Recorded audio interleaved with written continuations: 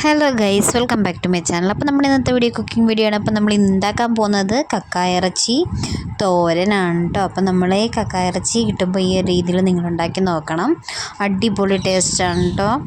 അപ്പോൾ നമുക്ക് എങ്ങനെ ഉണ്ടാക്കുന്നതെന്ന് നോക്കാം കേട്ടോ. കക്കായിറച്ചി ഇതിന് വേണ്ടിയിട്ടുള്ള ഇൻഗ്രീഡിയൻസ് എന്തൊക്കെയാണെന്ന് നോക്കാം.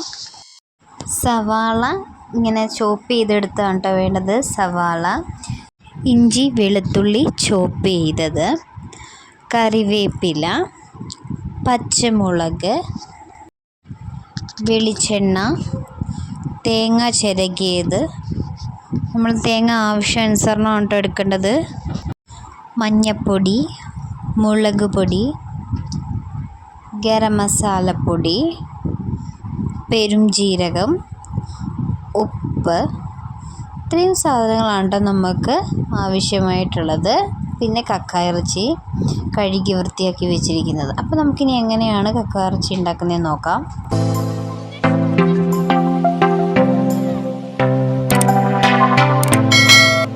ഫ്ലെയിം ഓൺ ചെയ്ത് ചട്ടി അടുപ്പിൽ വയ്ക്കാം. ചട്ടി ചൂടായതിന് ശേഷം എണ്ണ ചൂടായതിന് ശേഷം ഇതിലേക്ക് 1 സ്പൂൺ കടുക് ഇട്ട് കൊടുക്കാം.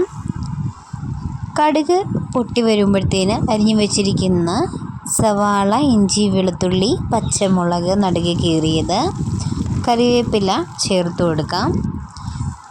1 സ്പൂൺ ഉപ്പ് ചേർത്ത് കൊടുക്കാം. ചേർത്ത് നന്നായിട്ട് ഇളക്കി വഴറ്റണം. നല്ല ലോ മീഡിയം ഫ്ലെയിമിൽ വെച്ച് തന്നെ വഴറ്റിയെടുക്കാം. ഒരു 5 മിനിറ്റ് മുമ്പ് തന്നെ വഴണ്ട് കിട്ടും ലോ മീഡിയം ഫ്ലെയിമിൽ വെക്കുമ്പോൾ.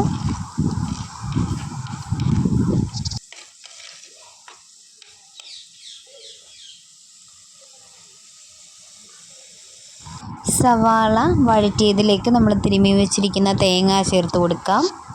തേങ്ങ ചേർത്ത് കൊടുത്ത് നന്നായിട്ട് ഇളക്കുക. നന്നായിട്ട് ഇളക്കിയതിന് ശേഷം നമ്മൾ പൊടികൾ ചേർത്ത് കൊടുക്കേണ്ടത്. അപ്പോൾ നന്നായിട്ട് മിക്സ് ചെയ്യണം.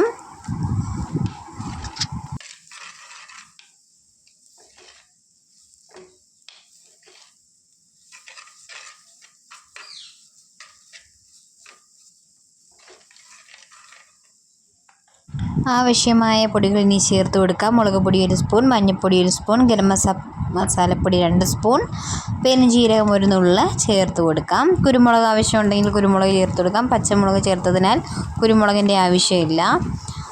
വേണമെന്നുണ്ടെങ്കിൽ ചേർത്ത് കൊടുക്കാം. എന്നിട്ട് നന്നായിട്ട് പൊടികളും മിക്സ് ചെയ്തെടുക്കുക. നന്നായിട്ട് എല്ലാം കൂടി ഇളക്കണം. ഇതൊന്ന് ഡ്രൈ ആയി വരുമ്പോഴത്തേന് നമുക്ക് ക്ലീൻ ചെയ്ത് വെച്ചിരിക്കുന്ന കക്കായിറച്ചി ഒന്ന് ചേർത്ത് കൊടുക്കണം. അപ്പോൾ ഇതൊന്ന് ചെറുതായിട്ടൊന്ന് ഡ്രൈ ആക്കുക.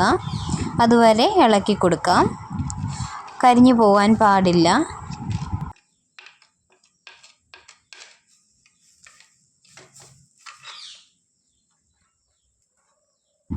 ഇനിയൊന്ന് കക്കായിറച്ചി ചേർത്ത് കൊടുക്കാം. കക്കായിറച്ചിയിൽ വെള്ളവും തന്നെ ഒന്നുമില്ല. കക്കായിറച്ചിയിൽ നിന്ന് വെള്ളം ഇറങ്ങുന്നത് കാരണം കൂടുതൽ വെള്ളം ചേർക്കേണ്ട ആവശ്യമൊന്നുമില്ല. ഈ ഒരു സമയം നമ്മൾ ഉപ്പ് നോക്കുക. ഉപ്പ് നോക്കിയതിന് ശേഷം ഇല്ലെങ്കിൽ ചേർത്ത് കൊടുക്കാം. അടച്ചു വെച്ച് ആവിയിൽ തന്നെ വേവിക്കാം. ലോ ഫ്ലെയിമിൽ 5 മിനിറ്റ് വെച്ചതിന് ശേഷം തുറന്ന് നോക്കാം. തുറന്ന് നോക്കുമ്പോൾ ഈർപ്പമൊക്കെ ഉണ്ടായിരിക്കും. അതൊക്കെ ഒന്ന് ഇളക്കുക. ഒന്ന് ഇളക്കി വെച്ചതിന് ശേഷം വീണ്ടും ഈർപ്പം പറ്റാൻ വെക്കണം. പിന്നെ ഒന്ന് ചിക്കി തോർത്തി എടുത്തതിന് ശേഷം അടിപൊളി രുചിയോടുകൂടി നമ്മുടെ കക്കായിറച്ചി ഇവിടെ റെഡി ആയിട്ടുണ്ട്. അപ്പോൾ എല്ലാവരും ട്രൈ ചെയ്ത് നോക്കണം. അടിപൊളി ടേസ്റ്റാണ്, മസ്റ്റ് ട്രൈ ആണ്.